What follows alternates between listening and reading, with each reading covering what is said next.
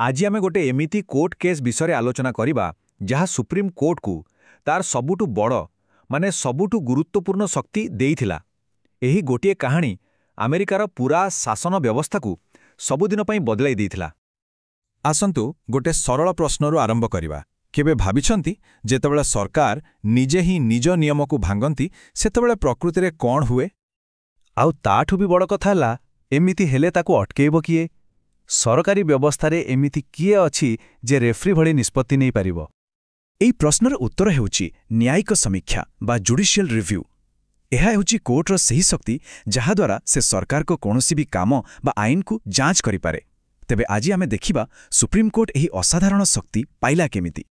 तो एई कहानीर आरंभ होइथिला गोटे बड़ राजनैतिक ड्रामारू। आसंतु सही घटनाक्रम को टिके देखिबा। तो कहानीटा आरंभ होउची 1800 मसीहार राष्ट्रपति निर्वाचन रे जॉन एडम्स हारिगले आउ थॉमस जेफरसन जीतिले। एबे एडम्स तो जाउछंती किंतु जीवा आगुरु से गोटे चालाकी कले। शेष मुहूर्त रे निज लोकमानंकु विचारपति पदरे बसई देवा पाई एकदम राति उधिया काम। सेथिरे विलियम मार्बरिंग भली बहुत लोकों को नियुक्ति देदेले। किंतु जेफरसन क्षमता को आसिया मात्रे तांको secretary of state James Madison सीधा मना करदेले। कहले मार्बरिंग का नियुक्ति पत्र दिया जीवनी। बस एठो ही आरंभ होला प्रकृत विवाद। एही मामला जेतेबेले सुप्रीम कोर्ट रे पहुंचिला मुख्य विचारपति थिले जॉन मार्शल आउ से एक बड़ द्वंद्व रे पड़ीगले। कोर्ट सामने तीनटा सीधा सड़क प्रश्न थिला। एबे देखंतु मार्शलंक पई असुविधा कौन थिला? जदि से कहिबे जे मैडिसन को नियुक्ति पत्र देवाकू पड़िबो तेबे राष्ट्रपति जेफरसन हुए तो से कथा मानिबेनी। एमिति हेले कोर्टर इज्जत जीवो।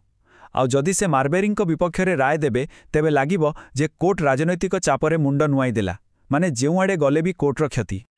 किंतु जॉन मार्शल एमिति एक रास्ता बाहर कले जहा विषय केही भाबी नथिले आउ सेइटा ही इतिहास बदलाई देला।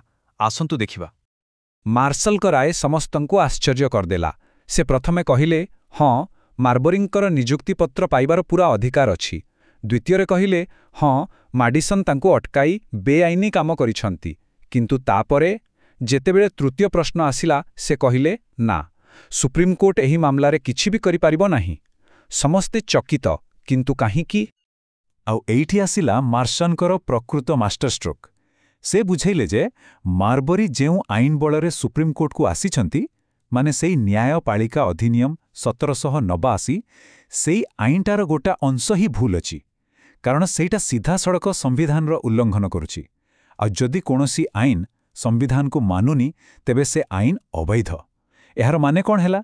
इतिहास रे प्रथम थर पाई सुप्रीम कोर्ट कांग्रेस द्वारा पारित एक आईन को असंविधानिक कही खारज करदेला।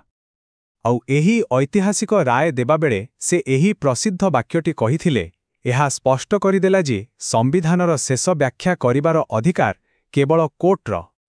तेबे एही गोटिए मामलार प्रभाव एते दूरगामी केमिति हेला? आसंतु एहार परिणाम विषय रे जानिबा। देखंतु एही राय परे न्यायपालिका कार्यपालिका आउ विधायिका सहित समान स्तर को आसीगला। एहा प्रमाण करदेला जे देश रे संविधान ही सबुथु उपरे। एहा राष्ट्रपति और कांग्रेस मनोमुखी कार्य उपरे एक रोक लगाइला। आउ परे परे दुनियार अनेक देश एही मॉडल को आपणैथिले। किंतु मजार कथा हैला कोर्टर एही शक्ति को नहीं सेही दिनर जो वितर्क आरंभ होइथिला ताहा आजी पर्यंत भी चलीछि। देखंतु एहार दुईटी पक्ष अछि। गोटे पटे समर्थक माने कहंती जे एहा गणतंत्रर सुरक्षा कवच, एहा नागरिकंक अधिकार को बंचाए। किंतु अन्य पटे समालोचक माने प्रश्न करंती जे कई जण अणनिर्वाचित विचारपति केमिति कोटी कोटी लोकंक द्वारा निर्वाचित सरकार निष्पत्ति को बदलाई पारिबे। आज जो न्यायिक सक्रियता बा जुडिशियल एक्टिविज्म कथा उठुछि तार मूलदुआ एही 200 वर्ष पुराण मामला भितर ही लुचि रहिछि। तेबे शेषरे प्रश्नटी सेइठी रहिला, न्यायिक समीक्षा गणतंत्र पाई एक आवश्यकीय सुरक्षा कवच ना एहा निजे ही गणतंत्र पाई एक विपद? एही प्रश्न उपरे आलोचना करिबा आउ चिंता करिबा निहाती जरूरी।